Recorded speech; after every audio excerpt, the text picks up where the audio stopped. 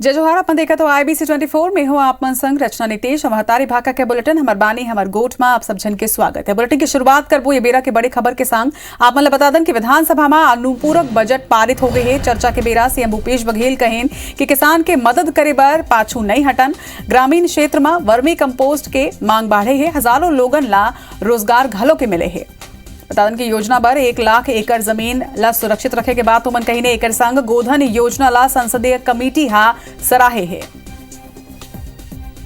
तो ये बड़ी खबर आप मतलब बता था विधानसभा में अनुपूरक बजट पारित हो गए है। चर्चा के बेरा सीएम भूपेश बघेल कहीं ने कि किसान के मदद करे पर सरकार कभी भी पाछू नहीं हटी। अब मेरा सीधे रुख करबो स्वास्थ्य मंत्री TS सिंहदेव जनता ला संबोधित करत है। सेक्टर में थे उनको लेके उन कैडर के हम ऊपर रखेंगे, नीचे रखेंगे, कहां रखेंगे। इस कारण से ये निर्णय फिलहाल लिया गया है कि हम स्टाफ नहीं ले रहे। उनका जो योग्यता रखेंगे वो अप्लाई कर सकते हैं, उनको ना लिया जाए ऐसी कोई बात नहीं है कि उन पे लेने पे विचार नहीं किया जाएगा। लेकिन जिनकी योग्यता जिस पद के लिए नहीं होगी उस पद के लिए अगर वो मांगेंगे और कौन से पद स्वीकार करेगी सरकार, कौन से पद सैंक्शन करेगी, इसकी जानकारी अभी ना उनको है ना हमको है। वो किस पद में काम कर रहे हैं, कौन से डिसिप्लिन में काम कर रहे हैं, सरकार कौन से डिसिप्लिन में अनुमति देगी पद की और उनकी योग्यता क्या है, उस बेसिस पे उसको देखेंगे। विचार ये चल रहा है कि वहां भी जैसे बाकी मेडिकल कॉलेज में स्वायत्त शासी एक रजिस्ट्री करके संस्था को बनाया गया था, खूब इस मेडिकल कॉलेज को भी उसी तारतम्य में उसी पद्धति पर उसका भी हम पंजीयन अलग से कराएंगे और एक अलग एंटिटी वो बनेगी, स्वशासी संस्था के रूप में वो काम करेगी। ऐसी हमारी अभी योजना है। ठीक है सर, थैंक यू। बढ़बो आगे आप मतलब बता दें कि स्वास्थ्य मंत्री TS सिंहदेव मीडिया ले चर्चा करत रही से। बता दें कि आगे बढ़बो 5-4 दिन ले मंत्री TS सिंहदेव और कांग्रेस विधायक बृहस्पति सिंह के बीच चलत विवाद के पटाक्षेप हो गए। सिंहदेव ऊपर संगीन आरोप लगैया बृहस्पति सिंह हमला के बाद ये अपन बयान ऊपर विधानसभा में खेद जतईन है। 24 जुलाई के अंबिकापुर में हुई ये घटना ला लेके बृहस्पति सिंह सदन में अपन पक्ष राखत हुए बयान ऊपर खेद जतईन है। आज गृह मंत्री घटना ऊपर सरकार के पक्ष राखत हुए कहें कि अंबिकापुर में हुई घटना में मंत्री सिंहदेव के कोई हाथ नहीं रही से। नोमन सिंहदेव ऊपर लगे सारे आरोप ला निराधार बताई है। उन्हें मामला में सरकार के स्थिति स्पष्ट करे के बाद TS सिंहदेव विधानसभा पहुंचे हैं। नोमन कहें कि अब मामला के पटाक्षेप हो चुके हैं, जम्मू विवाद खत्म हो गए हैं। आगे छत्तीसगढ़ के विकास पर एक टीम के तरह समझन मिल के काम करबो। पूरा मामला में मुख्यमंत्री भूपेश बघेल सदन में स्थिति स्पष्ट करे बर बृहस्पति सिंह की तारीफ करीन है। उन्हें गतिरोध खत्म करे में विपक्ष के भूमिका की भी सराहना करीन है और नेता प्रतिपक्ष धर्मलाल कौशिक और पूर्व सीएम रमन सिंह सहित जम्मू नेता मन के धन्यवाद करें। उते पूरा घटनाक्रम ला लेके पूर्व सीएम रमन सिंह सरकार ऊपर तंज कसे है। आप मतलब बता दें कि पाछू 4 दिन ले विवाद ला लेके प्रदेश के सियासत काफी गरमाए रही से। विधानसभा में विपक्ष भारी हंगामा तक करे रही से।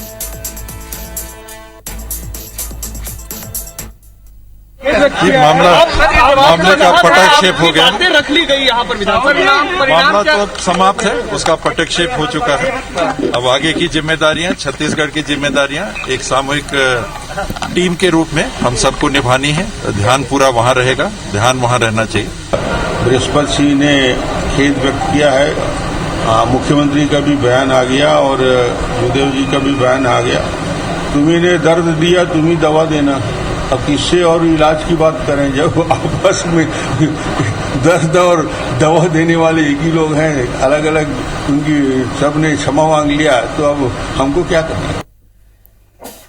छत्तीसगढ़ विधानसभा के मॉनसून सत्र के तीसरे दिन विधानसभा अध्यक्ष चरणदास महंत मंगलवार के TS सिंहदेव के सदन में दे बयान ला रिकॉर्ड करके सोशल मीडिया में वायरल करे के जिक्र करीन है। ओमन एला असंवैधानिक बताते हुए ये कहीन है कि विधानसभा परिसर में विधायक की सुविधा पर सदन के कार्रवाई के प्रसारण विधानसभा के अलग अलग कक्ष में करे जाते ओला रिकॉर्ड करके सोशल मीडिया में वायरल करना गलत हवा। ये तरह के घटना के पुनरावृत्ति नहीं होना चाहिए। एक ऊपर भाजपा के सदस्य मन आपत्ति दर्ज कराते हुए ये कहीन है कि मुख्यमंत्री के विधानसभा में देगे बयान घलो कई बार सोशल मीडिया में वायरल हुए है, ओकरो ऊपर कार्रवाई होना चाहिए। विपक्ष इला विशेषाधिकार हनन के मामला बताई से एक ऊपर चर्चा कराए के मांग भी करी कि विधानसभा की कार्रवाई में कुछ अंशों को इन कक्षों में लगे किसी टीवी से मोबाइल द्वारा वीडियो रिकॉर्डिंग कर उसे सोशल मीडिया में वायरल किया गया है, जो बहुत ही आपत्तिजनक है और विधानसभा की गरिमा एवं प्रतिष्ठा के विपरीत है। अधिकार का प्रकरण बनाना चाहिए, इसकी जांच होनी चाहिए। अगर हम लोग करेंगे तो हमारे खिलाफ शिकायत हो जाएगी और मुख्यमंत्री का बयान हो जाएगी। सोशल मीडिया पे चलता है, मुख्यमंत्री का बयान अगर सोशल मीडिया में चलता है तो उनके खिलाफ कोई कार्रवाई नहीं होगी। कौन करता है उसकी जांच होनी चाहिए। कौन करता है? छत्तीसगढ़ विधानसभा में तीसरैया दिन हाथी के मुद्दा गुंजी से ये मामला ला भाजपा विधायक शिवरतन शर्मा उठाइन है।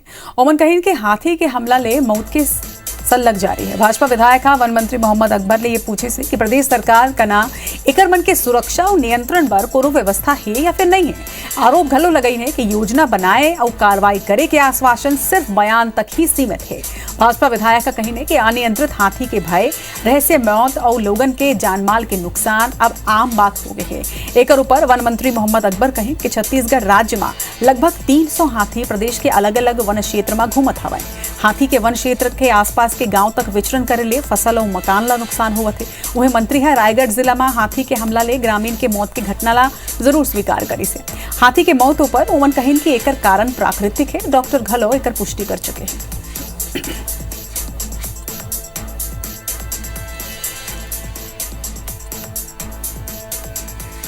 तो आज विधानसभा के तीसरैया दिन हाथी के मौत के मामला जिन है तेन गुंज से बता दें कि प्रदेश में सल्लग हाथी मन के मौत हुआ थे और दूसर कोती हाथी के हमला ले लोगन मन के जान तक हो जाते, ओकर मन के फसल के नुकसान हुआ थे। एकर संगे हाथी के हमला लाए लगातार फसल के संगे लोगन के ग्रामीण मन के घर तको टूटत है। एला लेके आज प्रश्न उठाएगी से और एकर ऊपर जवाब तक को पेश करेगी से।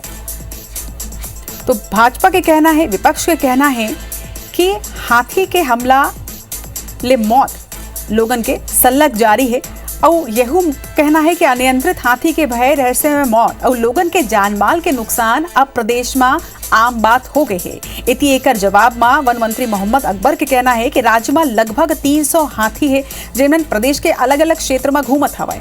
आसपास के गांव तक विचरण करे के सेती फसल और मकान ला नुकसान होते। हालांकि मंत्री है रायगढ़ जिला में हाथी के हमला ले ग्रामीण के मौत की घटना ला जरूर स्वीकार करी से। फिर हाथी के मौत ऊपर ओमन कही है कि एकर कारण प्राकृतिक है और डॉक्टर तक को एकर पुष्टि कर चुके हैं।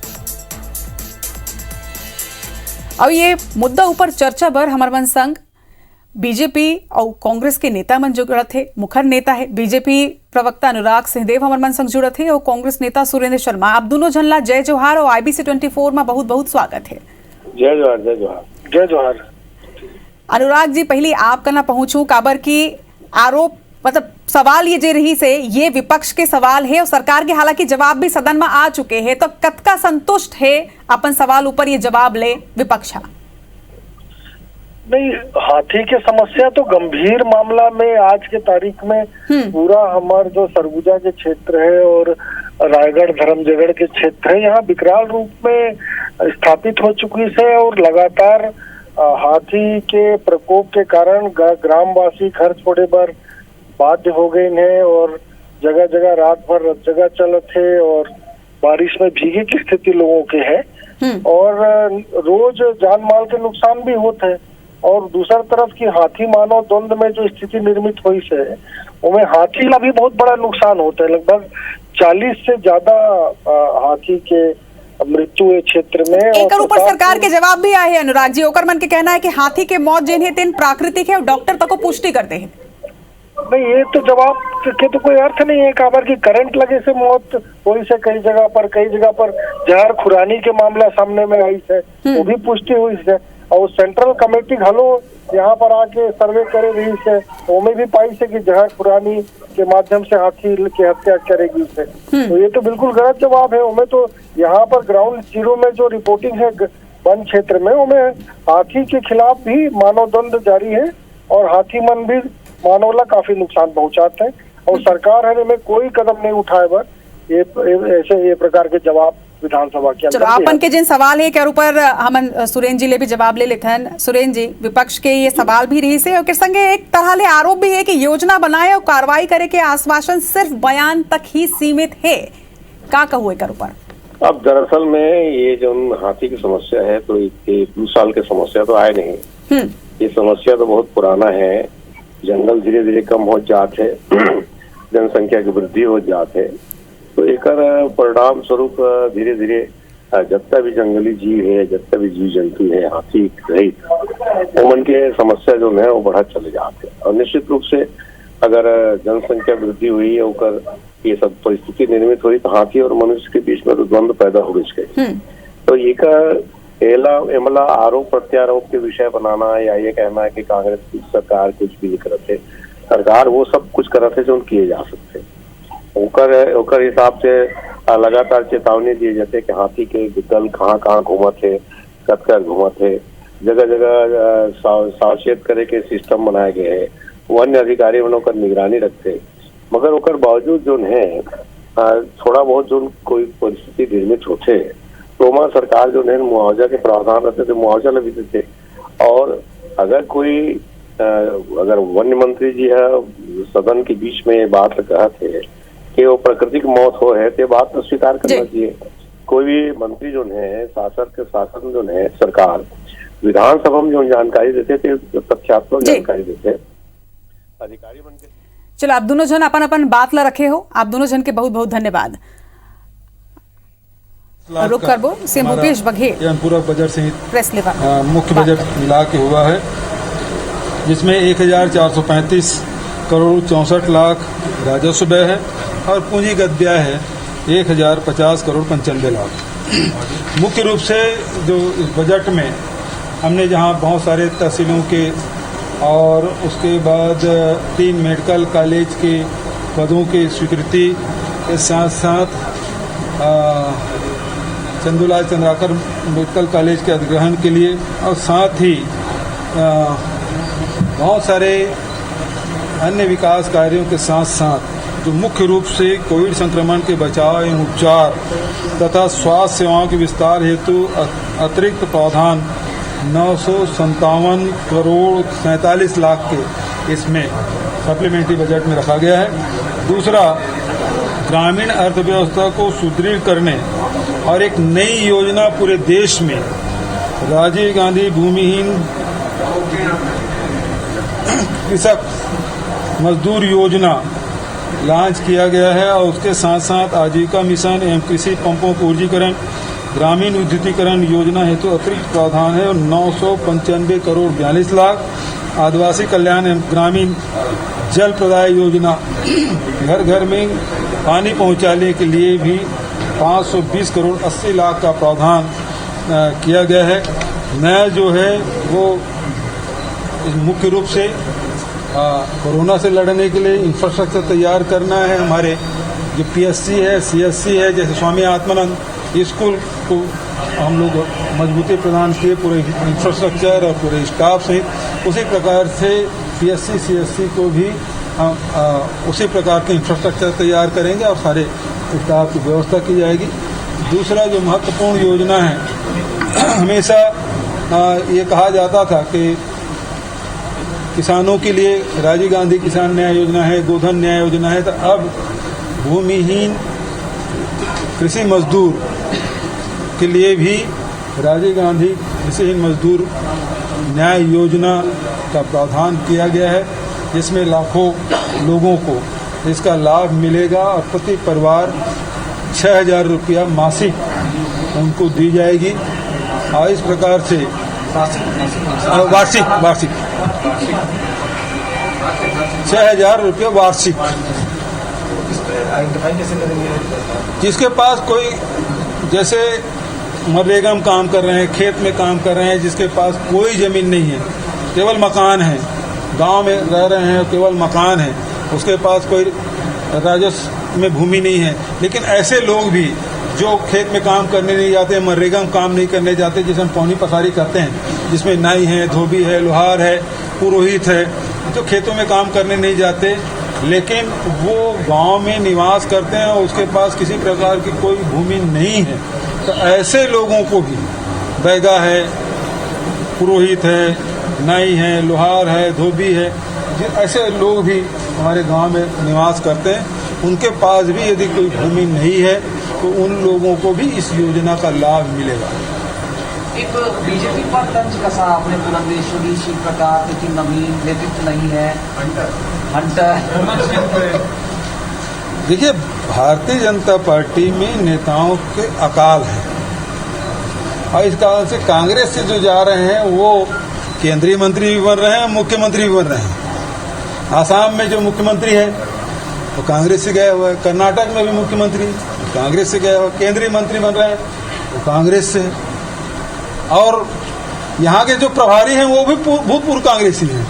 पुरंदेश्वरी जी भूतपूर्व केंद्रीय मंत्री कांग्रेस के हमारे रहती, इनके पास 9 विधायक सांसद होने के बाद भी नेतृत्व नहीं मिलना केंद्रीय मंत्रिमंडल में, ये तो दुर्भाग्य है भारतीय जनता पार्टी। हम तो उम्मीद कर रहे थे सोनेवाल जी जिस प्रकार से केंद्र में मंत्री बने, भूतपूर्व मुख्यमंत्री, तो रमन सिंह जी हमारे डॉक्टर साहब भी बनेंगे सोच रहे थे, लेकिन कोई अवसर मिला नहीं। जनसंपर्क निधि को लेके सवाल हुआ और आपने उस पर कुछ अभिलेख जारी कर दिए, ट्वीट भी किया है आपके चेहरे को चमकाने के लिए, आप इसमें जो खर्च हुआ। देखिए, 2018 के पहले मैंने पहले ही कहा था 260 करोड़ का बजट था और 400 करोड़ का खर्च कर दिया गया, मतलब बजट से भी ज़्यादा, बजट में जितना प्रावधान हो उससे ज़्यादा खर्च कर दिया गया। और बहुत सारे मीडिया हाउस को में विज्ञापन भी छपवा दिया, वर्क ऑर्डर ही नहीं है। तो जिसका वर्क ऑर्डर है उसका भुगतान तो हम कर रहे हैं, लेकिन जिसका वर्क ऑर्डर ही नहीं है ऐसे भुगतान भी बचे हुए हैं। तो अपने चेहरे, उसके चेहरे चमकाने के लिए पैसा हम दे रहे हैं भाई, चेहरा तो उनका चमका और पैसा हम दे रहे हैं। ये कह रहे हैं ब्याज आप चुका रहे हो, ब्याज भरने का काम कर रहे हो, तो कर्जा तो आप लिए हो तो ब्याज तो हम भरेंगे ही, कर्जा भी चुकाएंगे ब्याज भी भरेंगे। मोबाइल खरीद लिए, पैसा कौन पटाएगा? फोटो तो उनका छपा पड़ेगा मोबाइल में, पैसा हम। नवा रायपुर स्थित बालको मेडिकल सेंटर हा लगातार एडवांस तकनीक के सहारा जटिल ले जटिल सर्जरी करत है। ये दिशा में छत्तीसगढ़ में पहली घाव एलोजेनिक बोन मैरो ट्रांसप्लांट के सफलतापूर्वक संचालन करेगी। से बोन मैरो ट्रांसप्लांट एक चिकित्सा प्रक्रिया है जिन मरीज के अस्वस्थ रक्त बनैया कोशिका ला स्वस्थ कोशिका में बदल देते हैं। BMT के उपयोग कैंसर के इलाज पर करे जाते, ल्यूकेमिया, माइलोमा और लिम्फोमा के संग दूसर रक्त और प्रतिरक्षा प्रणाली के बीमारी जैसे कि एप्लास्टिक एनीमिया, थैलेसीमिया और सिकल सेल एनीमिया के घलो एक इलाज होते।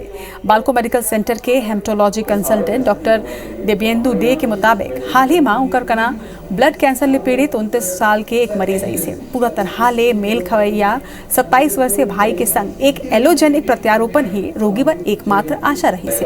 प्रत्यारोपण ले ठीक एक सप्ताह पहले गंभीर सेप्सिस मरीज ला हो गए, जेकर स्थिति ट्रांसप्लांट और कठिन हो गए। फिर बालको मेडिकल सेंटर की टीम हाँ एलोजेनिक ट्रांसप्लांट ला सफलतापूर्वक पूरा करे से। संस्थान के डॉक्टर नीलेश जैन के मुताबिक पहले ये तरह के इलाज की सुविधा छत्तीसगढ़ में नहीं रही से, जेकर स्थिति बाहर जाके लोगन ला लाखों रुपया खर्च करे पड़त रही से। फिर अब ये सुविधा रायपुर में ही उपलब्ध है। नहीं, अभी तक यहाँ पे नहीं था क्योंकि ये ट्रांसप्लांट बहुत हाईली एफिशिएंट प्रोसेस होता है और ये सारे मेट्रो सिटीज़ में ही रहता था। तो पहले तो पेशेंट को मेट्रो सिटीज़ में जाना पड़ता था, लेकिन अभी हमारे यहाँ पे ये BMT यूनिट हमने चालू किया है, तो इसके थ्रू हम लोग यहाँ पे अभी सारे ट्रांसप्लांट कर सकते हैं। ऑटोलोगस, एलोजेनिक, हैप्लो सारे ट्रांसप्लांट हम लोग अभी शुरू कर सकते हैं। मेडिकल सेंटर में हमने सारा कुछ फैसिलिटी इकट्ठा करके एंड देन ट्रांसप्लांटेशन स्टार्ट किए हैं और ये हमारा एलोजेनिक में पहला है। बट ऑटोलोगस ट्रांसप्लांट जो हमने किए हैं, ऑटोलोगस स्टेम सेल ट्रांसप्लांट, उसमें हम 2 ऑलरेडी कर चुके हैं। तो ओवरऑल देखें तो 3 बोन मैरो ट्रांसप्लांटेशन बालको मेडिकल सेंटर में हो गए हैं। हमार बानी हमर गोठ में आज भारत के मुलादा विदा जय चाहत।